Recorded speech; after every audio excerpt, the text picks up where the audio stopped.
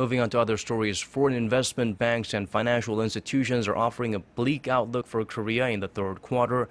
The negative forecasts are attributed to a slowdown in the country's exports, which have been on a continued streak of negative growth this year. Shin Se tells us more.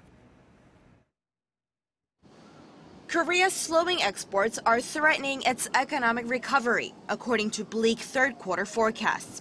Figures from the Korea Development Institute show that while Asia's fourth-largest economy posted a moderate increase in domestic consumption and investment in July from the month before, industrial production shrank over 3% from the previous year due to weak exports.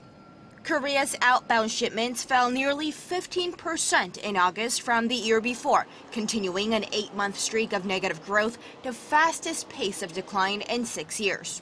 The development is likely to hinder economic growth for the heavily export-dependent economy. The slowdown is attributed to weaker demand from China and other major emerging markets. Foreign investment banks have already lowered their third-quarter growth forecast for China to an average of 6.9%, the lowest since 2009.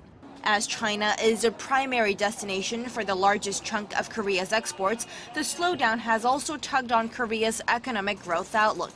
Already, the Australia and New Zealand banking group has predicted that the Korean economy will expand less than 2% in the third and fourth quarters if the downward trend continues this month. Moody's Credit Rating Institute is predicting 2.1% growth in the third quarter, while research firm HIS Economics forecasts a 2% expansion. Experts say that the downward trend will continue for some time, given the possible risks posed by external factors, such as a possible rate hike by the U.S. Federal Reserve and the instability in global financial markets. Shin Se, Arirang News.